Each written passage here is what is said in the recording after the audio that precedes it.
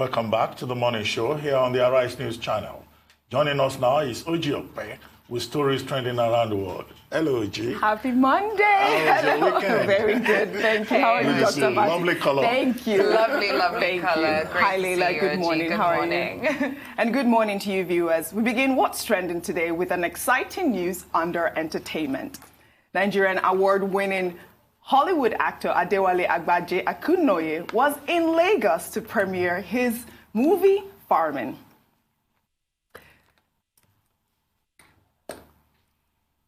Which is a coming-of-age autobiographical portrait of a young man who was farmed out to white British parents. Farming was a term used by British social workers to describe a phenomenon that occurred throughout the 1960s, 70s, and 80s, whereby Nigerian immigrants coming to Britain will foster their children out to white working-class families so that they could work, study, and save. Once they had accomplished what they were set out to do, they would collect their children and return to Africa to rebuild their lives. I had the pleasure of sitting down with Adewale for an in-depth conversation on the film and much more. Here's a sneak peek of the interview. Now, have you met other children that have been farmed out, like in recent times or during your process of growing up? Absolutely. In fact, probably of my generation, about 6 out of 10 Nigerians went through the practice to a 10 Nigerians that you know of now? Yeah, I mean, on average, about 6 out of 10 every Nigerian of my generation went through the practice to a larger or lesser degree.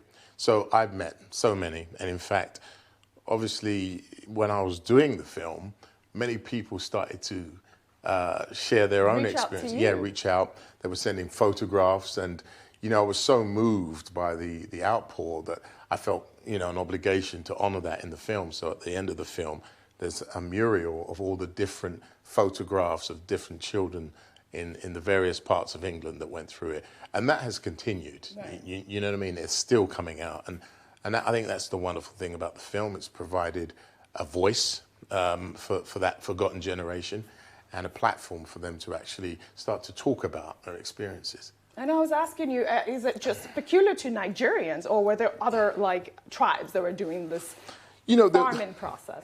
There were some sporadic cases where Ghanaians had done it, but this was predominantly Nigerians.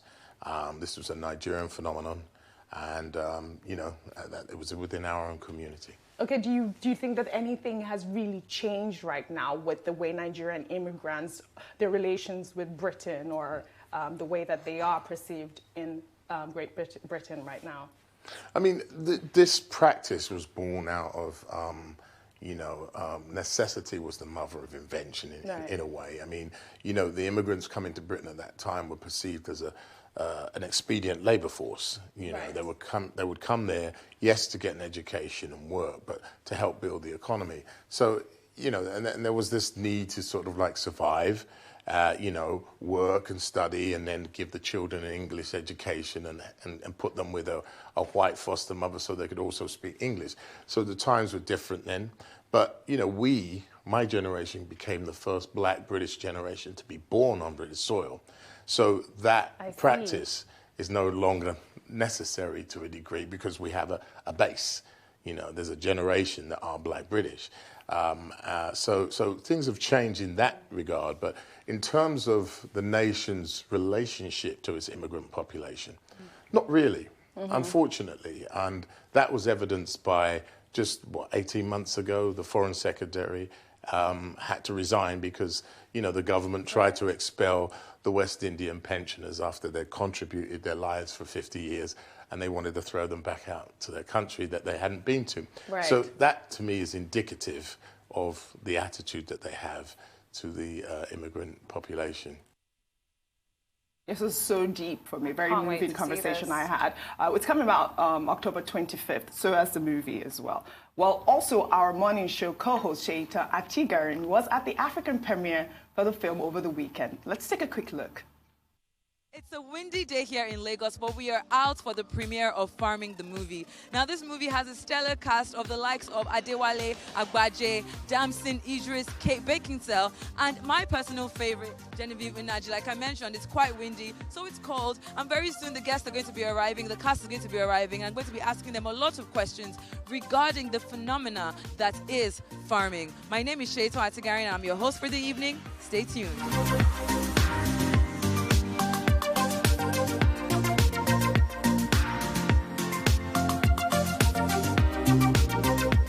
Very important for him to highlight the struggle. You know, we hear a lot about the Black American society, but we never hear about the Black British society. Why do you think, or in your opinion, why do you think it was important to tell this story? Well, look, the struggle of the Black race, you know, is something that's really, really important, and it's across the entire world. I mean, we've been taken to places that we were never meant to be. So when we hear stories about Black Americans, you know, even Africans in Africa, Africans in the UK, it's really important to understand the difference in the cultures that they've been exposed to and how that has affected them. It helps us even appreciate more our culture and what we have, and then try to see how we can maybe sometimes bring our brothers from the abroad, you know, bring them back home, you know, and I think that that's really, really important. Not just really based on the fact that it was a British, Nigerian, or whoever. It's someone's story. And if we're able to continue to tell our stories, we can open up conversations that'll bring us together as a human race. And the fact that it was a Nigerian, I'm even more excited about that. And Genevieve is in it as well, so I'm all there for it. So yeah, it's a beautiful thing to be able to tell your own story, have the opportunity to tell your own story.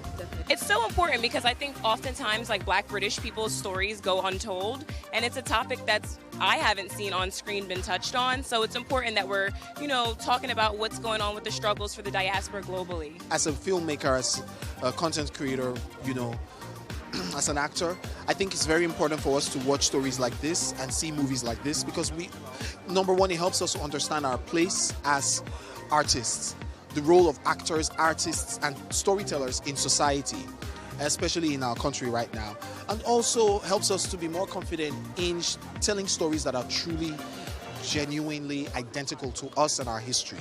What I've realized in my few years of being alive is that life is a journey. There's lots of things happening all over the world that we can't be a part of everything. However, what we need to realize is that it always starts with the individual. There's lots of communities out there and people are like, oh, let the government make a difference. But if the individual doesn't make a difference, then nothing's going to change. So with this story, it's important that we tell how these things happened. Yeah, most people know about like adoption in American movies, and we know about like the Black struggle in America. But there was the Black struggle in the UK. There's actually a lot of Russian stories. So I thought it was good, like let someone shed a light on it, and Adewale has done it fantastically. The world is not having enough conversations about things happening here, rather than us not having enough conversations about things happening elsewhere in the world. I think we're very aware here, but I think people are not, and this now gives us the opportunity to make movies that can now make them very much aware. Uncomfortable, like this movie probably made a lot of people, a lot of critics, made them uncomfortable, not Nigerian critics, probably made those guys, and then making movies that can actually show those people what we are like. Trust me, we'll make the money, and at the same time, we get to let the world know what we're about. Congratulations on the premiere of the African premiere of Farming. Now, I want to ask you this. Are your parents here? Do they support this? How do they feel when you decided to tell this story? First of all, my parents aren't here. There's only one surviving parent that I have. It's my mother. She's in England. But they're fully aware of the screenplay and the film being made because of the journey. It's taken 15 years. It didn't just pop out. And actually, I consulted my mother to get some of the facts and some of the history because there were elements of the story that obviously happened before my birth. And so I consulted with her and you know, because I wanted an accurate depiction as best I could of the story. So yes, they were aware. Yes, they were supportive. And yes, it is a bittersweet story, but ultimately it's going to be a healing story for not only my family, but thousands and thousands of children that went through this farming process.